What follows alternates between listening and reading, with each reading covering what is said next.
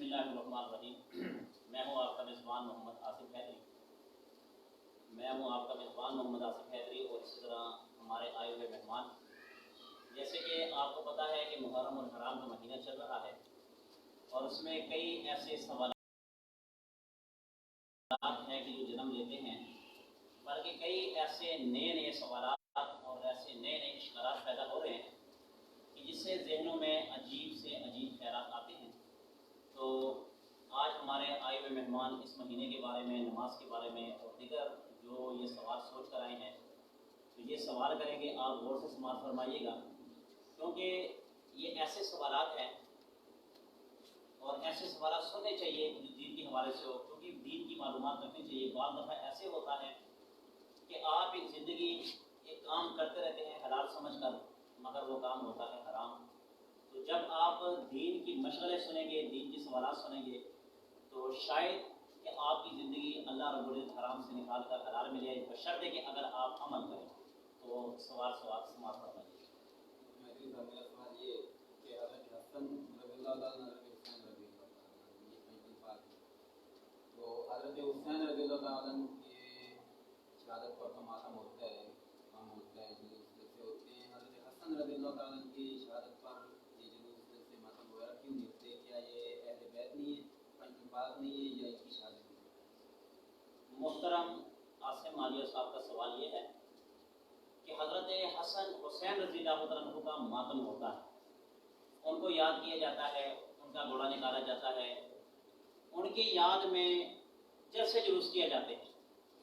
تو محترم کا سوال یہ ہے کہ مجھے یہ بتلائیے گا کہ حضرت حسن رضی اللہ عنہ کا ماتم کیوں نہیں ہوتا؟ سوال بڑا جاندار ہے، کیونکہ حضرت حسن، حضرت حسین یہ حضرت علی کے بیٹے ہیں، حضرت فاطمہ کے بیٹے ہیں۔ اگر حضرت حسین شہید ہوئے تو حضرت حسن بھی شہید ہوئے، اور حضرت حسین رضی اللہ عنہ کو بھی ظلماً شہید کیا گیا، حضرت حسن رضی اللہ عنہ کو بھی ظلماً شہید کیا گیا، دونوں شہید ہیں۔ تو سوال یہ ہے کہ ایک بھائی کا ماتم ہوتا ہے جو چھوٹا ہے، تو بڑے بھائی کا ماتم کیوں نہیں ہوتا؟ وجہ یہ ہے کہ جب حضرت امیر معاویہ رضی اللہ عنہ آپ خلیفہ بنے، آپ نے مسند سنبھالی، تو کچھ وقت گزرنے کے بعد حضرت حسن رضی اللہ عنہ نے جا کر حضرت امیر معاویہ رضی اللہ عنہ کے ہاتھ پر بیعت کر لی تھی، اور آپ نے بیعت کر کے آپ نے ان کی حکومت، ان کی مسند، ان کی صحابیت، ان کی ایمان کو تسلیم کیا، اور آپ نے مکمل یقین دہانی کروائی کہ حضرت آپ جیسے اپنی مسند پر بیٹھے ہیں، حضرت حسن رضی اللہ عنہ کی تائید آپ کے ساتھ ہے۔ آپ نے تائید کروائی اور آپ نے اپنے بھائی حضرت حسین رضی اللہ عنہ کا ہاتھ پکڑ کر حضرت امیر معاویہ رضی اللہ عنہ کے پاس لے کر گئے اور ان کے ہاتھ کی بیعت کروائیے۔ تو لہٰذا میں اس لیے میرے ذہن میں یہی جواب آئے گا کہ حضرت حسین کا تو ماتم ہوتا ہے، حضرت حسن کا ماتم نہیں ہوتا۔ اس کی وجہ یہ آتی ہے کہ حضرت حسن کا ماتم ہمیں نہیں ملتا کہ حضرت حسن کا ماتم ہوا ہے، یا حضرت حسن کا ہمیں گھوڑا نہیں ملتا کہ ان کا گھوڑا نکالا گیا، یا حضرت حسن کے نام کی ہمیں سبیل نہیں ملتی۔ اس کی وجہ یہ ہے کہ انہوں نے ان کے ہاتھ پر بیعت کیوں کر دی امیر معاویہ، حالانکہ آج کے لوگوں کی سوچ غلط ہے، اور حضرت امیر معاویہ رضی اللہ عنہ اور حضرت حسن رضی اللہ عنہ کی سوچ اچھی تھی، کیونکہ حضرت حسن کے بارے میں کہا گیا کہ ھذا شبیہ رسول اللہ، کہ ان کی مشابہت رسول اللہ کے ساتھ ملتی جلتی ہے۔ اب جس کا چہرہ رسول کے ساتھ ملتا ہے، جس کی ذہنیت رسول اللہ کے ساتھ ملتی ہے، جس کی آنکھیں رسول اللہ کے ساتھ ملتی ہیں، بھلا وہ غلط فیصلہ کر سکتا ہے؟ کبھی نہیں کر سکتا۔ لہٰذا میرے ذہن میں یہی ہے، وہ اس لیے ان کا ماتم ہوتا ہے۔ مولانا صاحب میرا سوال ہے کہ نبی پاک صلی اللہ علیہ وسلم کو فرمان ہے کہ مسلمان ہر گناہ کر سکتا ہے، نہیں تو جھوٹ نہیں بول سکتا اور نہیں تو کسی کو فریب نہیں دے سکتا۔ آج کل کے دور میں مسلمان جھوٹ بھی بول رہا ہے، فریب بھی دے رہا ہے۔ اگر یہی سوال ہم سے غیر مسلم پوچھیں کہ نبی پاک صلی اللہ علیہ وسلم کا فرمان کیونکہ غلط نہیں ہو سکتا، تو اس کے بارے میں مطلب کیا جواب ہے؟ دیکھیں، نبی کریم صلی اللہ علیہ وسلم کا فرمان ہے۔ بھائی نے سوال کیا کہ مسلمان جھوٹ نہیں بول سکتا، مسلمان دھوکہ نہیں دے سکتا، یہ اللہ کے نبی نے فرمایا کہ مسلمان سارے کام کر سکتا ہے، مگر میرا امتی کبھی جھوٹ نہیں بولے گا، میرا امتی کبھی کسی کو دھوکہ نہیں دے گا۔ سوال یہ ہے کہ اگر ہم جھوٹ بھی بولیں، ہم دھوکہ بازی بھی کریں، ہم فریب بھی کریں، تو کیا ہم مسلمان نہیں دیں گے؟ بات یہ ہے کہ ہم مسلمان بظاہر رہیں گے، اندر سے ہم کھوکھلے ہیں۔ جو مسلمان جھوٹ بولتا ہے، جو مسلمان دھوکہ فریب دیتا ہے، وہ اندر سے کھوکھلا ہے، بظاہر وہ مسلمان ہے۔ اسی طرح آپ دیکھیں خوبصورت مکان، ایک خوبصورت مکان मकान बाहर से डेकोरेशन हुई है, बाहर से उसको टाइल वगैरह लगे हुए हैं, बाहर से उसकी सीलिंग वगैरह जो भी है मुकम्मल उसमें काम हुआ, मगर अंदर जब आप जाएंगे अंदर बदबू ही बदबू हो, अंदर बदबू ही बदबू हो, तो मुझे बताएं आप उसके अंदर रहेंगे? रहना पसंद करेंगे? कभी भी रहना पसंद नहीं करेंगे। नबी करीम सल्लल्लाहु अलैहि वसल्लम ने फरमाया कि जो आदमी झूठ बोलता है उसकी मुंह की बदबू की वजह से फरिश्ता कई मील दूर भाग जाता है, कई मील दूर भाग जाता है। इसीलिए बज़ाहिर हम क्या करते हैं, बज़ाहिर हम मुसलमान हैं, कलमा भी पढ़ते हैं, सर पे टोपी भी रखते हैं, नमाज भी पढ़ते होंगे, दाढ़ी भी रखते होंगे, और अगर हम फरेब और झूठ बोलेंगे तो हमारी मिसाल उस मकान जैसी की, उस मकान जैसे कि फिर हमारे सीने के अंदर ईमान जो है वो खोखला रह जाएगा। जैसे कि हज़रात सहाबा किराम और नबी करीम सल्लल्लाहु अलैहि वसल्लम आपस में गुफ्तगू फरमा रहे थे। अल्लाह के नबी ने फरमाया कि ये सामने आदमी जंग में लड़ रहा है ना, ये मुसलमान नहीं है, ये जहन्नम में जाएगा। आपने फरमाया ये जहन्नम में जाएगा। साहबा ने कहा या रसूल अल्लाह, ये तो हमारे लश्कर की तरफ से लड़ रहा है, हमारे लश्कर की तरफ से लड़ रहा है।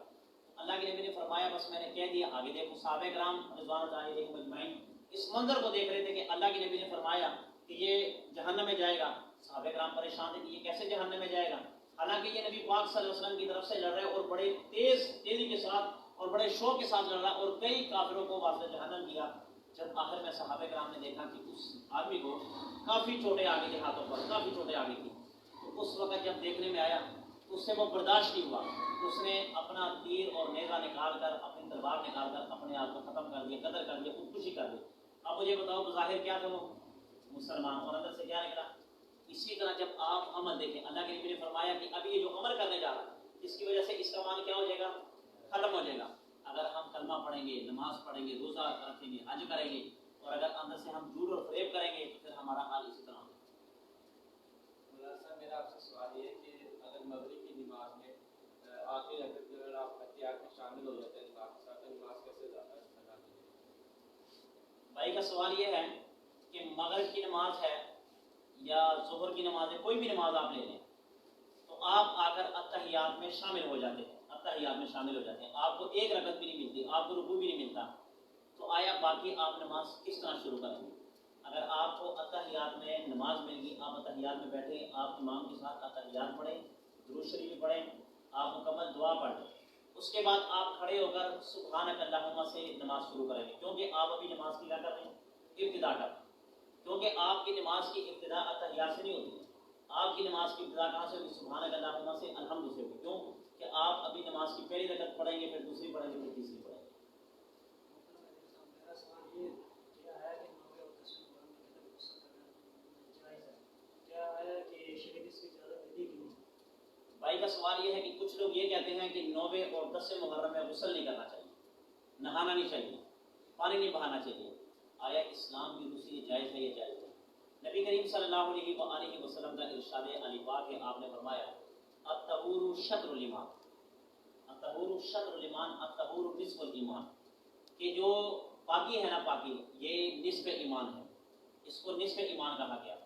अल्लाह ने भी पाकी को पसंद किया, रसूल अकरम सल्लल्लाहु अलैहि वसल्लम ने भी पाकी को पसंद किया।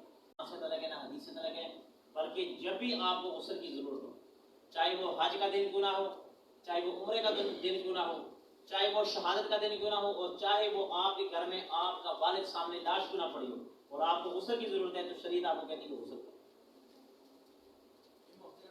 मेरा सवाल है कि जो शिया हज़रात हैं, ये हज़रत अली रज़ी अल्लाह तआला अन्हु को ज़्यादा तरजीह देते हैं बाकी सहाबा के मुकाबले, ये क्यों देती है? इसकी वजह भाई का सवाल ये है कि हज़रत अली रज़ी अल्लाह तआला अन्हु को ज़्यादा तरजीह देते हैं, शिया हज़रात ज़्यादा तरजीह देते हैं, बाकी सहाबा किराम को क्यों नहीं देते हैं?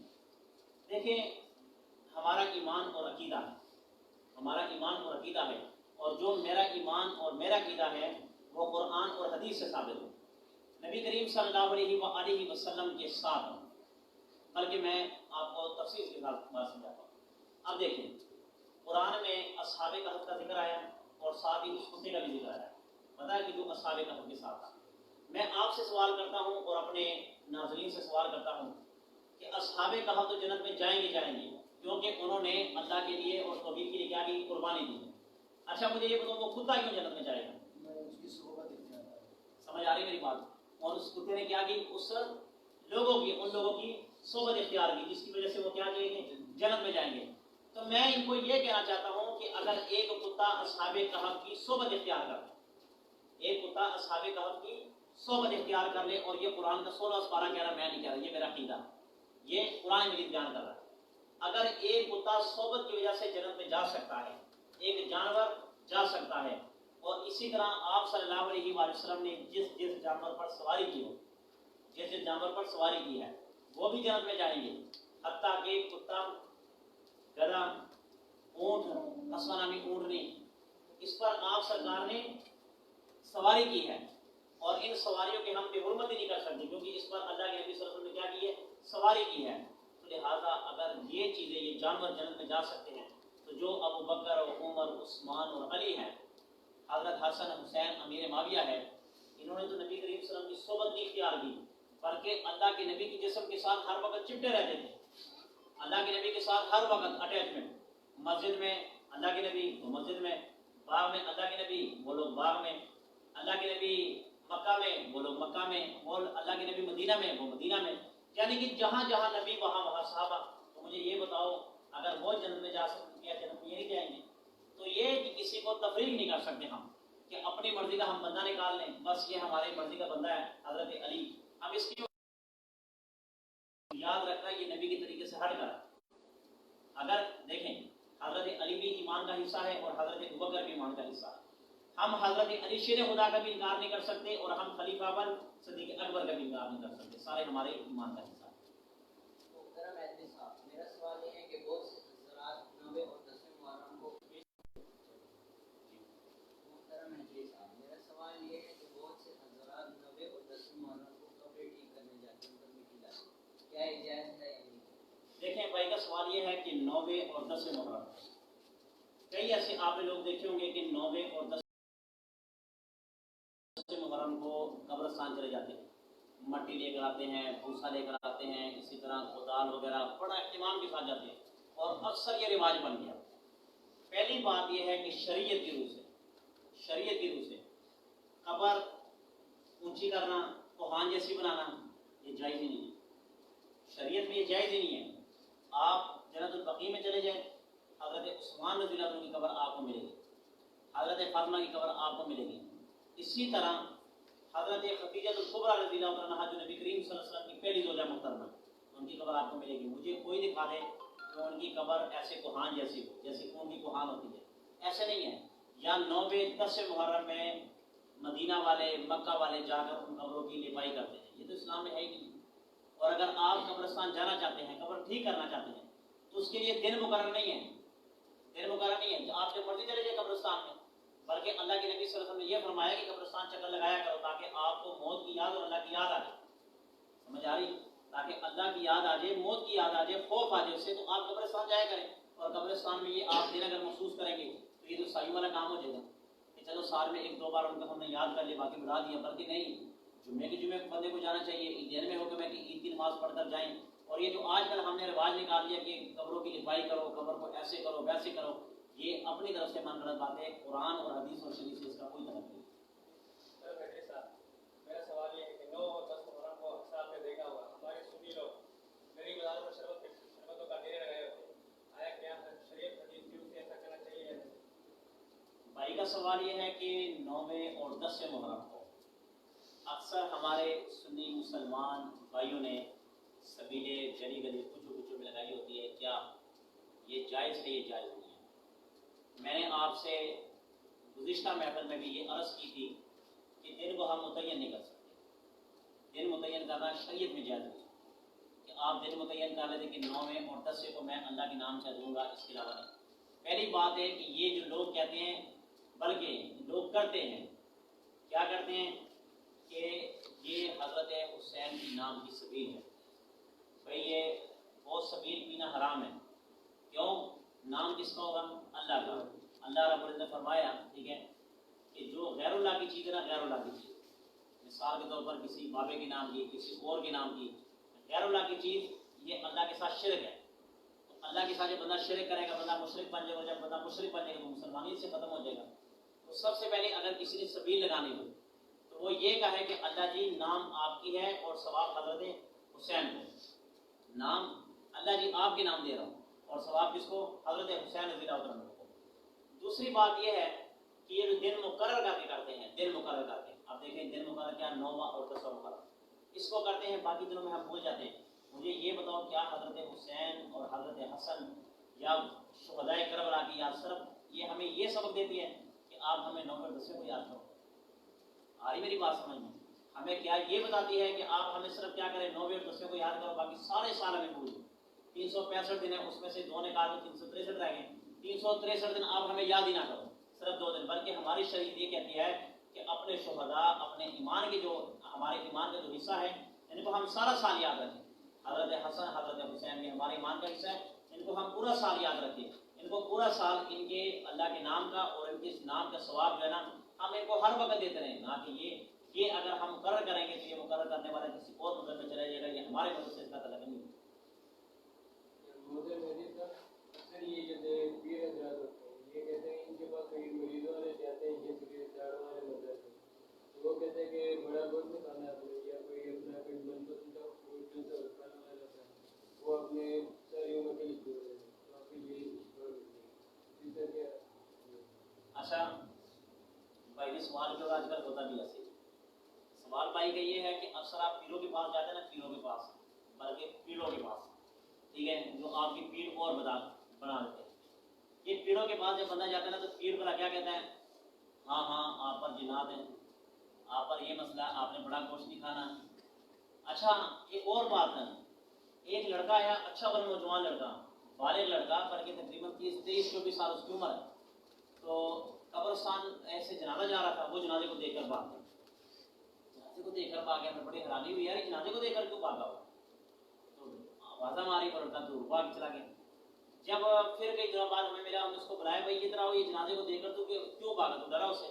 کہتا نہیں میرے پیر نے مجھے منع کیا ہوا کہ جس گھر میں فوت کی ہو جہاں سے جنازہ گزرے وہاں سے دور بھاگ جاؤ. میں نے کہا اچھا میرا سوال آپ سے یہ, میں نے اس سے کہا, کہتے جی. میں نے کہا اگر تیرے گھر میں تیرا باپ فوت ہو جائے تو کتاب کہاں جائے, اس کا جنازہ پڑے گا, اس کو غسل دے گا, ٹھیک ہے. اب مجھے دیکھتا رہا, میں کہا اس وقت مجھے بتا پیر سے پوچھ, اس 2 نمبر نقلی پیر سے پوچھ کے اس وقت مجھے کیا کرنا چاہیے. اگر میرا باپ فوت ہو گیا, میری ماں فوت ہوگی, میرا بچہ میری بیوی فوت ہوگی, تو کیا شریعت تو یہ کہتی ہے کہ اپنے باپ کو غسل خود دو, اپنے باپ کو کفن خود دو, اپنے باپ کا جنازہ خود پڑھاؤ اور اپنے باپ کو خود اپنے قبر میں رکھو. شریعت یہ کہتی ہے, اور آپ کا پیر یہ کہتا. تو آپ کا پیر اس وقت ٹکر لینا شریعت سے, اور جب شریعت سے کوئی ٹکر لینا تو اس کو ہم مسترد کر دیں گے, ہم اس کو 2 نمبر کر دیں گے, ہم شریعت کو 2 نمبر نہیں کہہ سکتے. اب یہ عجیب ایک ٹرینڈ نکال دیا, بڑا گوشت نہیں کھانا, نمک نہیں کھانا, چائے نہیں پینی, ٹھیک ہے, قبرستان نہیں جانا, بڑا گوشت آپ نے نہیں کھانا, میرے پاس لاؤ, ٹھیک ہے, پھل فروٹ نہیں کھانا, میرے پاس لاؤ, ٹھیک ہے, بکرے کا گوشت نہیں کھانا, میرے پاس. اچھا یہ تجھ پہ حرام کر رہا ہے اور اپنی حلال. یاد رکھنا شریعت کی کوئی حلال کردہ چیز دوسرے پہ حرام نہیں کر سکتا. اگر حلال اور حرام کرنے کا اختیار جس کے پاس ہے وہ کس کی ذات ہے, اللہ کی. اللہ کی ذات ہے. پہلے شراب حلال تھی, اس کے بعد اللہ نے کیا کہہ دیا حرام ہے. جب اللہ نے کہہ دیا حرام ہے تو اس کے بعد کیا ہوگی, حرام ہوگی. یہ پیر کون ہوتا ہے کہ حلال چیز کو تم پہ حرام کر دے گا. ہر چیز کے اندر اللہ نے شفا رکھی, ہر چیز کے اندر اللہ نے مضر نقصانات رکھے. جو نقصان ہے اس کا عقیدہ بھی یہ کہ اللہ نے اس کے اندر نقصان رکھا ہے, اور جو شفا ہے وہ بھی کس نے رکھی, اللہ نے. اب دیکھیں اگر نقصان کسی چیز میں ہو, یہ میرے سوال پہ غور کرنا, اگر کسی چیز میں نقصان آپ مانتے ہیں کہ اس کی بذات خود اس میں نفس نفیس اس میں نقصان ہے, تو یہ بات غلط ہے. بلکہ اس چیز کے اندر تاثیر ڈالنے والی ذات کس کی ہے, اللہ کی. حضرت خالد بن ولید رضی اللہ عنہ کے پاس ایک کافر آیا, اور اس کافر نے ایک شیشی میں زہر لایا. شیشی میں زہر لا کر اس نے یہ کہا کہ آپ اگر نبی کریم صلی اللہ علیہ وسلم کو مانتے ہیں یا آپ کا عقیدہ پختہ ہے تو آپ ایسے کریں کہ زہر کو پی کر دکھائیں, یہ زہر کو پی کر دکھائیں. تو حضرت خالد بن ولید نے حدیث سے ملتا ہے کہ وہ زہر کیا کر لیتا, سارا پی لیتا. مجھے بتاؤ اگر یہ نقصان ہے, یہ نقصان ہے, اور یہ ساری دنیا کہتی ہے کہ زہر میں نقصان ہے. پہلے بات پیر کی ہو رہی تھی, اب ساری دنیا بلکہ آپ کی سائنس تک کہتی ہے, آپ کی ٹیکنالوجی تک کہتی ہے, آپ کی جدید آلات کہتے ہیں کہ زہر میں کیا ہے, نقصان ہے. اب مجھے بتاؤ نے زہر پی لیا, زہر نے نقصان کیا, اس لیے نہیں کیا کہ عقیدہ یہ تھا کہ نقصان پہنچانے والا اور نفع پہنچانے والی ذات کس کی ہے, اللہ کی. تو جو پیر کہتے ہیں کہ بڑا گوشت نہیں کھانا, چھوٹا گوشت نہیں کھانا, اسے کہ تو مر جا, تو نہ کھا, میں تو کھاؤں گا, مجھے تو اللہ شفا دے گا. شفا دینے والی ذات اللہ کی, اللہ پر نظر ہے, پیروں پہ نظر آ رہی. سمجھ آ گئی؟ محترم حاجی صاحب, اکثر لوگوں سے سننے میں یہ آیا ہے کہ اگر کوئی شخص کسی گھر میں وفات پا جائے تو اس کی روح گھر میں 40 دن تک رہنے کے رہتی ہے. تو میرا سے سوال یہ ہے کہ درست بات ہے کہ غلط بات؟ اچھا بات یہ ہے, بھائی نے یہ سوال کیا کہ اکثر لوگ کہتے ہیں کہ جب کوئی مر جائے نا آپ کے گھر میں سے, آپ کے گھروں میں سے جب کوئی مر جائے वालिद फौत हो गया, वालदा फौत हो गई या कोई और, तो 40 दिन तक वो रूह घर में रहती है, 40 दिन तक रूह घर में रहती है। अच्छा, जो लोग कहते हैं कि 40 दिन तक रूह घर में रहती है, उनसे ये पूछें कि आया ये बतलाओ कि क्या कब्रिस्तान में उसकी मैयत के लिए जगह थी, रूह के लिए जगह नहीं थी?